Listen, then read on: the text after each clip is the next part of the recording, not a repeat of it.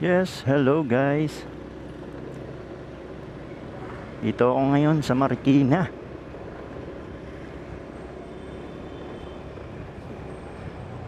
Tamang paglalakbay lang.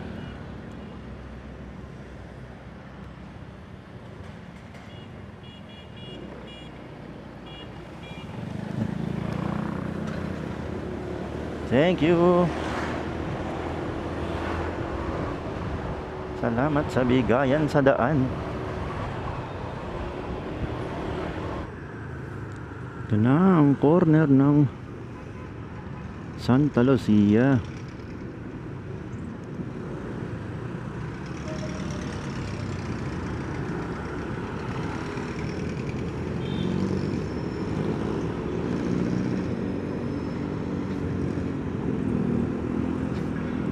Medyo umiinit na ang panahon.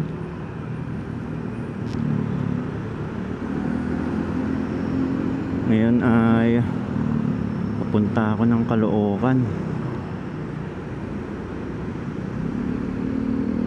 So may babalikan akong mga piyesang hindi ko nabili kahapon. Kahapon kasi naka kotse ako kaya hindi ako na makapag-vlog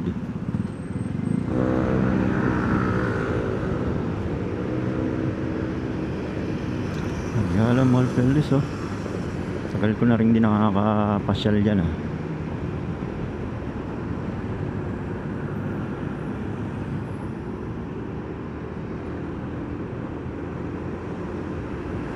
Grabe, traffic na dito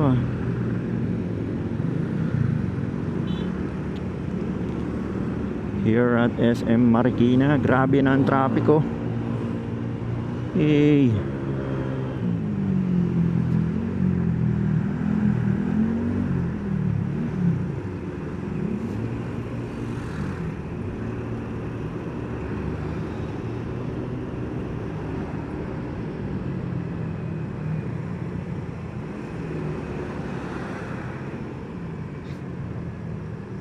Nakagawa yung daan dito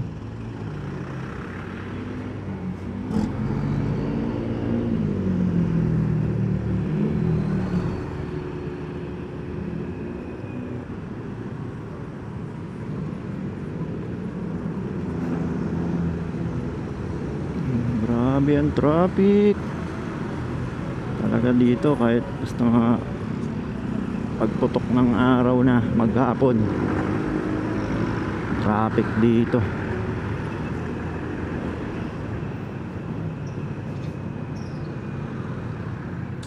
Anonas na.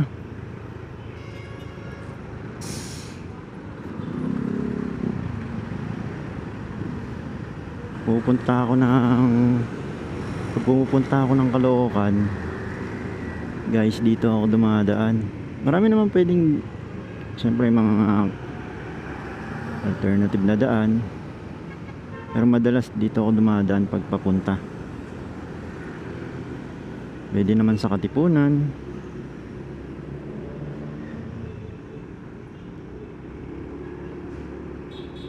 sa Carlos P.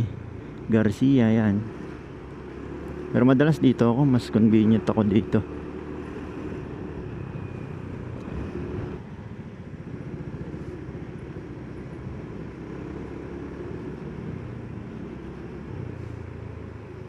Hindi ko sure kung Ermin Garcia Street pa rin to. Yan. Ermin Garcia Street pa rin. May signage dun.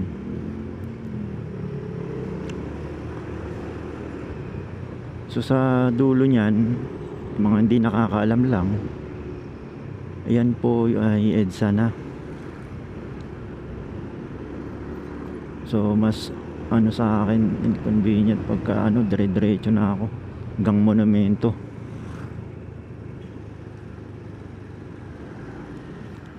Etong street naman na to ay alam ko New York Street na to Cambridge. Ito pa Cambridge.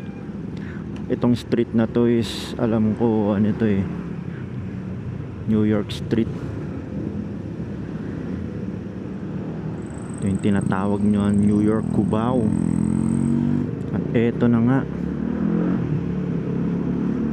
So along the way to EDSA, along the way to EDSA, kakaliwa na tayo dito.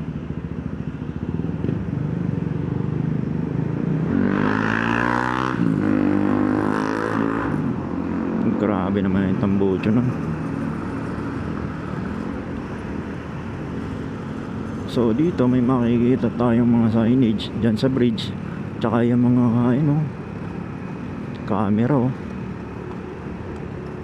So ano pa rin yung NCAP ngayon. Ingat-ingat pa rin.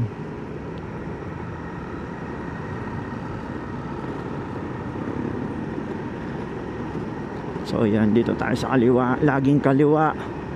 May nakita uling pakaliwang paakyat ng bridge, kaliwa lang uli. Huwag ka lang dadaan dito sa may yan oh, sa may orange lane, kasi bus lane yan. Ako, yari ka talaga dyan. Pagdating naman dito, so ayan, may makikita ulit tayong bridge na paahon. Ano, may nakalagay naman North Avenue Monumento. Isang pa north at papuntang monumento. Kaliwa uli, paahon. Diretso lang.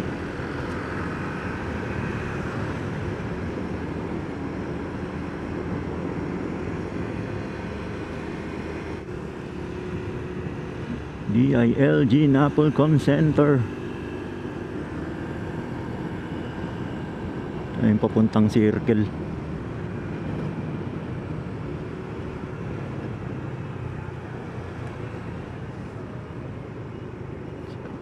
Mga bako-bako ditong daan, di pa rin naaayos. Ito yung mga sinasabi nilang balak i-renovate dito sa EDSA.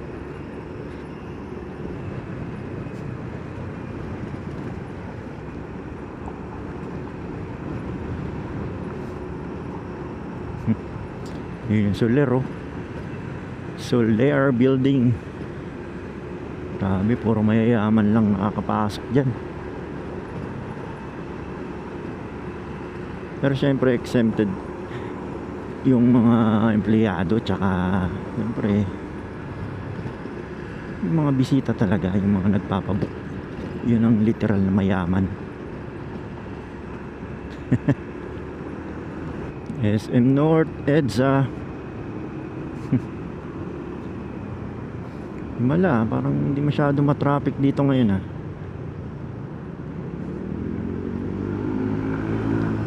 Dalas din akong dumadaan ng gantong oras dito, pero ngayon ko lang na-experience dito ng di ganun ka-traffic dito sa QC. Basta mapadaan ka na dito, napakarami ng camera dito Ingat-ingat ka talaga sa NCAP. Well, actually sa NCAP guys, alam niyo ba may kahinaan din yung NCAP na yan, for me sa mga nakakaalam at well-informed sa bagay-bagay tungkol sa NCAP. Dalawa kasi yan kung bakit tinaasan yung penalty ng ng paggamit ng sasakyan na hindi mo pag-aari. May dahilan yan. Dahil din sa NCAP, dahil possible na mag-conflict sila sa NCAP. Diba ang sabi nila, ang ini-implement nila is bawal mag-drive ng hindi mo sariling sasakyan. Pinupush talaga nila yon. Tapos grabe yung violation na pinapataw. Kasi halimbawa, nag-drive ka ng sasakyan, mga NCAP to usapang NCAP Sa NCAP, wala nang ano, wala nang enforcer na manghuhuli sa'yo. Dahil ang nakabantay na lahat dito is yung camera o yung CCTV. Imagine nyo guys, kung magdadrive ka ng kotse na hindi naman ikaw yung may-ari ng kotse, wala kang kakaba-kaba. Hindi ka walang wala kang aalalahanin regarding sa lisensya mo, kasi ang kawawa doon yung may-ari ng sasakyan. Kaya ikaw, drive ka lang ng drive.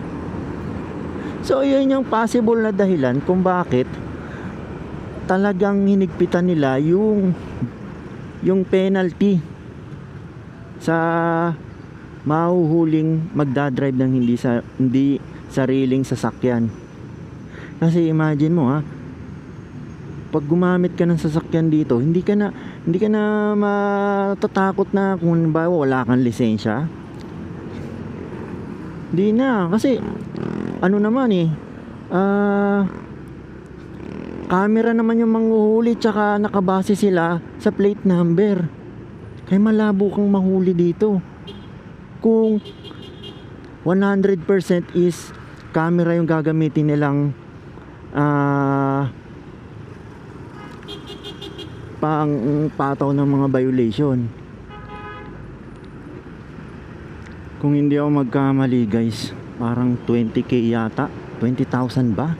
If I'm not mistaken, 20,000 yung penalty sa mahuhuling magdadrive ng hindi mo sariling sasakyan.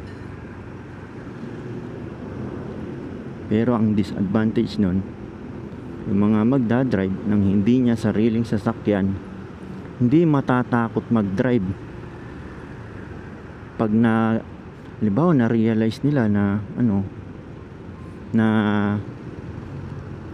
hindi naman siya basta-basta mahuhuli, kasi nga mga law enforcer na lang ang mga CCTV na lang yung mga gagawa ng mga kung sino yung mga gumawa ng violation.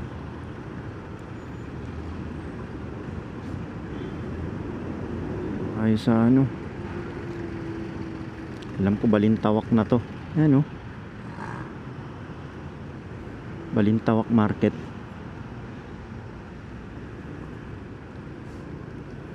So dito na naman tayo, kaliwa na naman, dyan sa may paahon na bridge. Kaya guys, pag magdadrive kayo dito sa EDSA, kahit sabihin nung hindi ka mahuhuli, kung halimbawa wala kang lisensya, nakapag-drive ka dito ng walang lisensya kasi ang lang naman yung plate number plate number lang naman ang nila, tinitira nila dito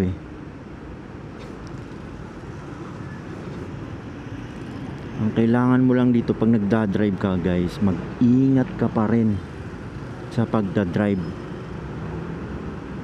Doble ingat in terms of your safety. Hindi yung mag-ingat na baka mahuli ka ng kasi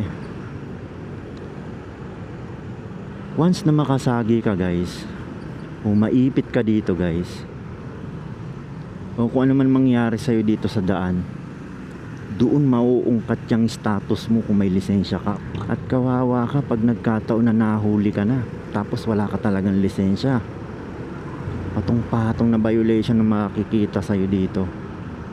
Pero kahit ganun guys, may advantage man o wala yung NCAP, magkumpleto pa rin tayo sa mga kinakailangan nating dokumento pag tayo bumabiyahe dito sa EDSA o kahit sang lugar. May lisensya tayo, kumpleto yung gear natin, may helmet, sapatos, may ORCR tayo, lisensya, yan. Tapos lagi nating i-secure yung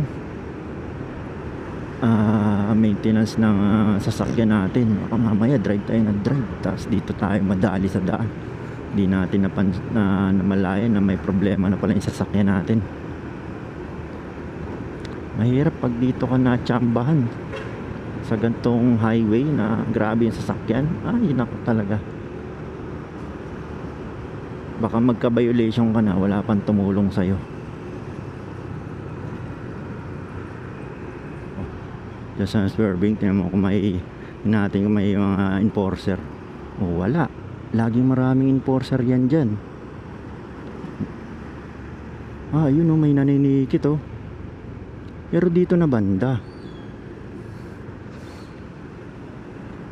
Ayun, kasi wala. Ano kaya mo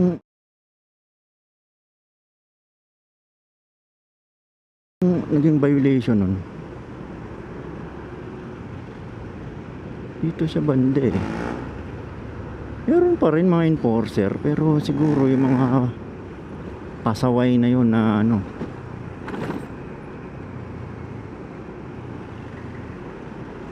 Pero nakatsinelas. Nakita ko may helmet naman. May side mirror din. Parang stuck naman yung pipe yata nun. Ayan, dito na tayo sa monumento. Yay!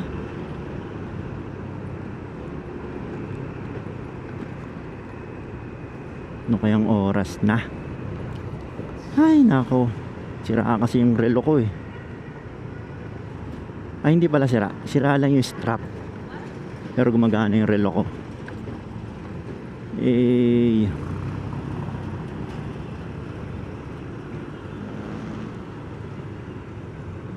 Yan, pag dinaretso niyan papuntang Malabon na yan. So dito tayo kakaliwa sa Rizal Avenue.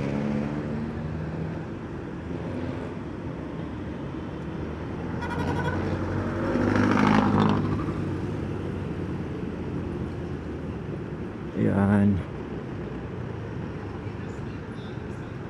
lapit na tayo guys.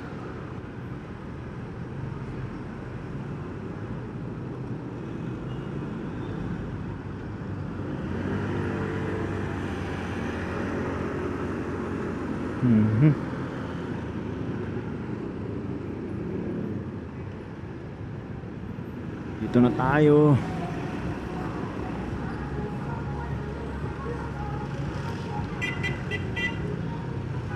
Dito marami kaming supplier dito eh, ng mga piyesa-piyesa. Piyesa ng mga truck, piyesa ng mga heavy equipment, at kung ano-ano pa. Dito ko madalas na mamalengke.